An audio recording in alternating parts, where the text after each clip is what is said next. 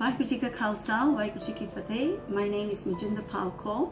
Remember Guru Nanak Sahib's Sakhis? Once he went to a village where the people were not so good, and he said to them, I hope you will settle here and don't go anywhere. And then he went to another village and the people were so good, and he said to them, I hope you will disperse and scatter around the world. And his companion, Mardana, presumably, asked Guru Nanak Sahib, why did you say that? To the good people you asked them to disperse and almost like get lost, and to the bad people or the not so good people you said, oh, I hope you settle here and do well.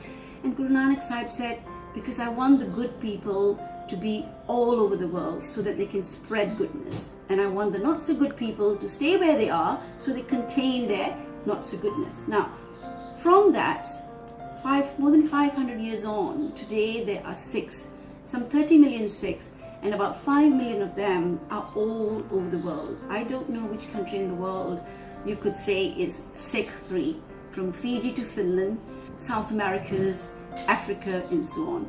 But when Guru Nanak said they would take their goodness with them, so what goodness do we take around with us? To me, and I'm sure to all of you viewing this, the goodness we take with us is the love for our Guru. It's the love for our Guru that makes us want us to keep the Sikh identity. So the thing we carry with us is our identity. I won't go into the whys and the wherefores about whether this is a physical identity or a political identity, but it's an identification with the love of the Guru. But then, since 9/11, this identity, I don't wear a turban. There are a lot of Sikh women who wear a turban. I cover my head. But Sikh men who wear the turban, there are more Sikh men wearing turbans than there are turban wearing human beings anywhere else in the world of any other race or religion. So when 9/11 happened, the immediate aftermath of that was when Balbir Singh Sodhi was shot dead at his petrol station because he was mistaken to be part of the people who brought down the 9/11 Twin Towers. Why? Because he wore a turban. So it became turban equals terror. So since the 9/11 incident of 2001 to now, the world has been caught up with fear of religion, fear of religious identity.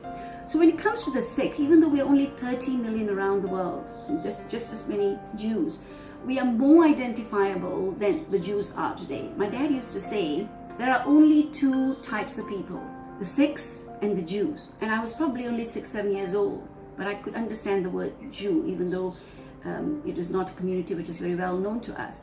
He meant that there are these two communities who have survived their identity.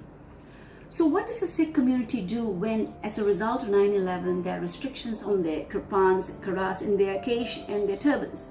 Just recently, I was in Melbourne because a 5-year-old kid was not admitted into a school because he wore a patka. Today, I'm researching on a case in Sweden where, after 37 years of allowing the Sikhs of Sweden an exemption from the helmet for motorcyclists, the government announced that they are going to withdraw that exemption. So we are researching as to what we could do to put up a fight against it. That's the turban again. And just recently, Hartirat Singh from Gurgaon was not allowed to wear his kirpan in a very prestigious school. I took Amrit 3 years ago. It's basically being baptized. So a baptized Sikh needs to wear 5 articles of faith, and one of them is a kirpan, which is a ceremonial sword. So I've been wearing it since the past 3 years. You need to wear it like 24/7. I exactly remember it was the day before Eid. I was going to school. It was a Thursday. When I entered school, so there's a new deputy principal, Mr. Rajiv. So he saw me wearing one, because obviously you wear it under your t-shirt, so it can be a bit visible sometimes. So he's like, you're wearing a kirpan, and I told him, yeah, I've been wearing one. So he's like, how long has it been? I said like 3 years. So the next question he asked was, is the school aware of it? I'm like, most of the people are. So he's like, you should like leave your kirpan at home and like enter school, because weapons and arms aren't allowed here, and we have a zero tolerance policy. So then I'm like, I won't remove it. So then he called the principal, which even like she tried to convince me to remove it. She's like, it's not really practical in this age, and you could simply wear a smaller one around your neck as a locket. And they tried to convince me to remove it. So we then contacted United Sikhs, which is an worldwide organization which takes care of people's right through advocacy. Because even a friend of mine faced a similar issue, and even he contacted United Sikh. So United Sikhs really helped me with this, and it's because of them I'm wearing my kirpan in school right now. So there are many such examples. So every day when I wake up, and as the International Legal Director of United Sikhs, I often wake up to an email or a WhatsApp or a message which says, I'm starting work in a certain place and I'm told that I will not be allowed to wear my kirpan. We have a case in Delhi which we are now filing proceedings for. A cyclist, an enthusiast, was told that he couldn't participate in a cycling event in India, where there is no requirement to wear a helmet for pedal cyclists, where there's exemptions for the turban on motorcyclists.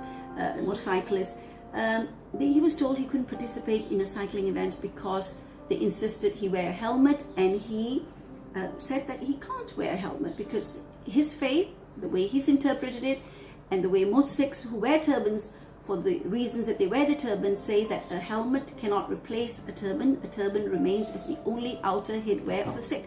But do you know how to contact us? Harthirat was only able to do so because he knew Ratandeep Singh. Ratandeep was only able to do that because he Googled Sikhs and help in kirpan, and he wrote to about 10 organizations, and we responded. So United Sikhs is what I would call the defenders of the Kakaars. There are many Sikh organizations that do that, not just United Sikhs. But I can tell you that we've never turned away a request for help when it comes to the Kakaar, because we remember the goodness that Guru Nanak Sahib wanted us to spread in the world.